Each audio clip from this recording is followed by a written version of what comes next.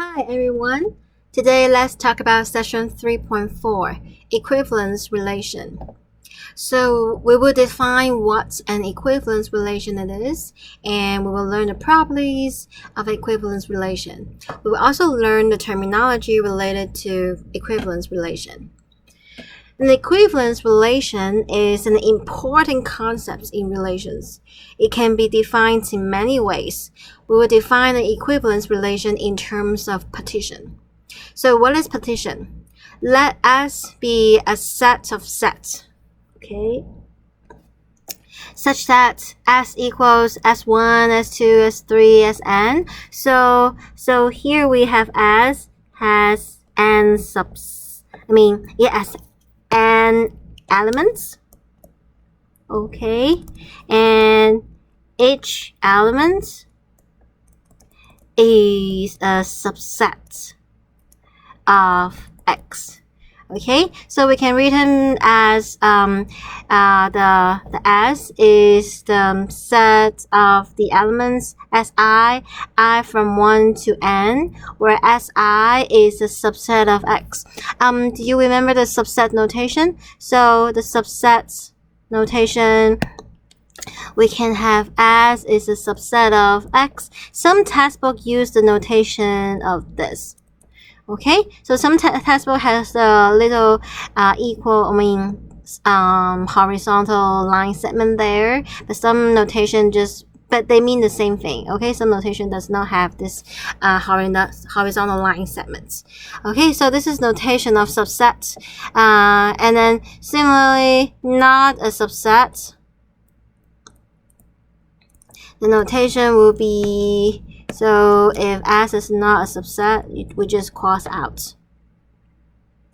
Okay, or if we use this notation, then we just have like this symbol looks like the C, right? We cross out. Okay, how about the notation of a proper subset? This we talked about before. So we cross out the equal sign, okay?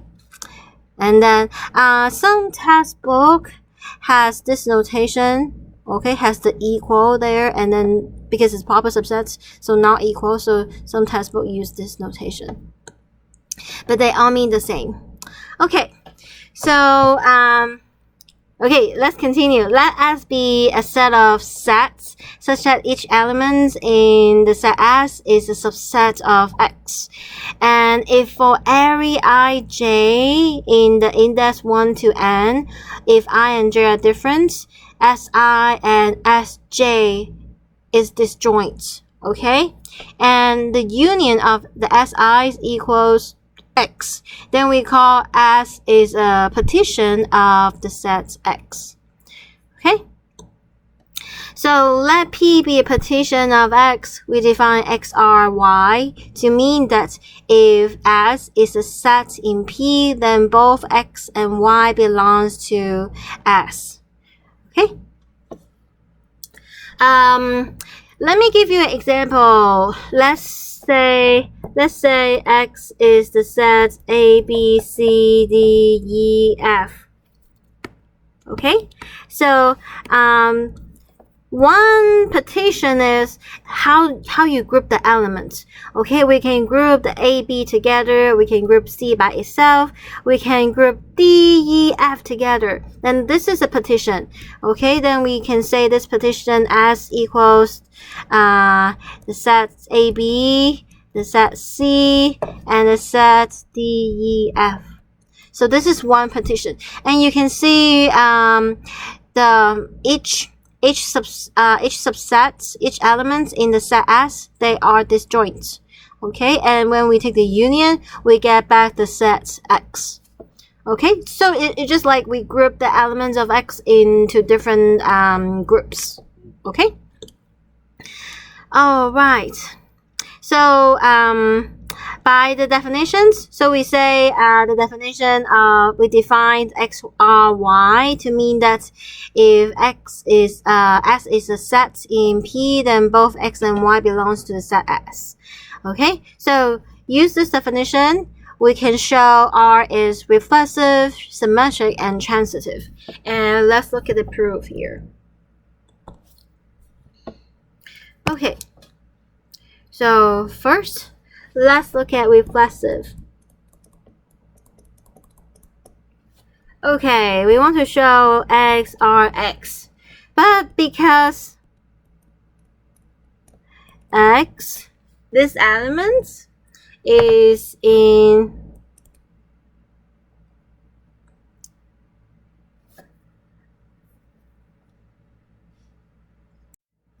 here the notation is a little bit different. We have P be the partition and S is an element of P, okay? So let's say X is in the set S, okay? And the set S is elements of the partition P, okay? Because X, there's some elements in P such as the x's in that S, so we have x's reflexive. Okay, how about symmetric?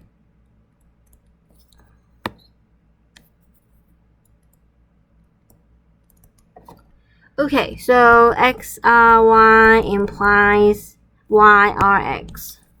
This is what we want to show. Okay, so because XRY, what does that mean? It means XY is in the same set as. Okay, so because XY in the same set X, so is Y and X. Then we have Y or X. So, okay. How about transitive? Well, transitive means if X are Y, Y are Z, that implies X are Z. But because X are Y, so because X are Y, then XY is in the same set. And also because Y are Z and then YZ in the same set. So XY, that's why we have XYZ. All three of them are in the same sets. Therefore, we have XRZ. Okay, so here we have shown that the partitions, the relation that defined by the partitions is reflexive, symmetric, and transitive. Okay, next, a relation on X is an equivalence relation on X if it is reflexive, symmetric, and transitive. Okay, and let R be equivalence relations on X. If A in X, then we can define this symbol, the class of X. The class of A be the set X, such that X is related to A, okay, XRA. Then we say the class of A is the set of all elements of X related to A. Okay, and if P equals the set of the classes where A is in X, then we say P is a partition of X. So equivalence relations, we keep in mind, we have these three properties, reflexive, symmetric, and transitive. And last time we talked about partial order. So partial order, we have reflexive. The second one is anti-symmetric. And we also have transitive. Okay, so partial order and equivalent relations, there are different things. So one of them is anti-symmetric, the other one is symmetric. So, but both of them are reflexive and transitive. Okay, so keep in mind.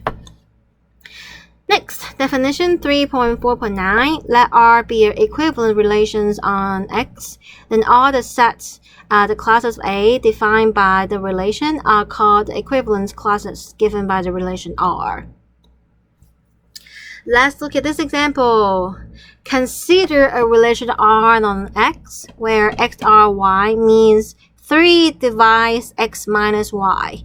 And X is the set of 1, 2, 3, 4, 5, 6, 7, 8, 9, 10, 11, 12. How is X partitions? And then what is the classes of 4? So how is S partition? Okay, let S be the partition. Okay, let's look at the element 1. So 3 divides 1 minus the other elements related to it. Oh, let's look at, okay, 2. 2 doesn't work. 2 minus 1 is 1. 3 does not divide 1. 3 doesn't work because 3 minus 1 is 2. So 3 does not divide 2. 4 works because 4 minus 1 is 3. 3 divides 3. So 4 is there. Okay, so 1 is related to 4, and you can say 4 also related to 1, because 4 minus 1 is 3, 1 minus 4 is negative 3. They are both divided by 3. And then next number, 5, 6, that doesn't work, and then 7 works, right? So we have 7 there, and 8, 9 doesn't work, and 8, 10 work. And then 11 and 12 don't work. Okay, so here we have these groups of elements 1, 4, 7, 8. Okay, if I pick any two of them, when we compute the difference, we realize the difference is divided by 3. Okay, next element 2. Well, the 2. What's the element? 2, 3 minus 2 is 1, 4 minus 2 is 2, 5 minus 2 is 3, so 5 is in here. And then 6 doesn't work, 7 doesn't work, 8 minus 2 is 6. 6 is divided by 3, right? 9 doesn't work, 10 doesn't work, 11 works. 11 minus 2 is 9, so 11 is there. And 12 doesn't work. So now we have grouped the elements 2, 5, 8, 11 together. If we pick any elements from this small set, the difference is a multiple of 3. Next, we have 3, okay, 3, and then we know 1 and 2, they belong to different sets, so they're not related to 3. 4 minus 3 is 1, doesn't work. 5 minus 3 is 2, doesn't work. But 6 work. 7, 8 don't work. 9 minus 3 is 6, is divisible by 3, right? And then 10, 11 don't work. 12 minus 3 is 9. Okay, so we have 3, 6, 9, 12. So depends on this relation, we have partition. We have partitions into 3 classes. Okay?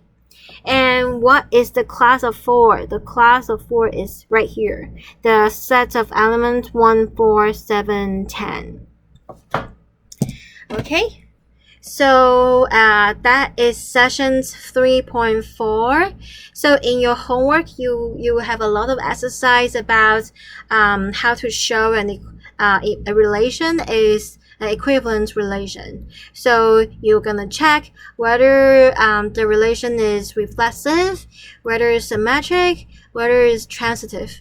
Okay, if you want to show it is an equivalence relation, you have to show it is reflexive, symmetric, and transitive for all elements in the set X. And if you want to show it's not an equivalence relation, you just need to pick some example to show that it is not reflexive, or some counterexample to show it's not symmetric or it's not transitive. So far, so good, everybody? Okay, have a nice day. Bye.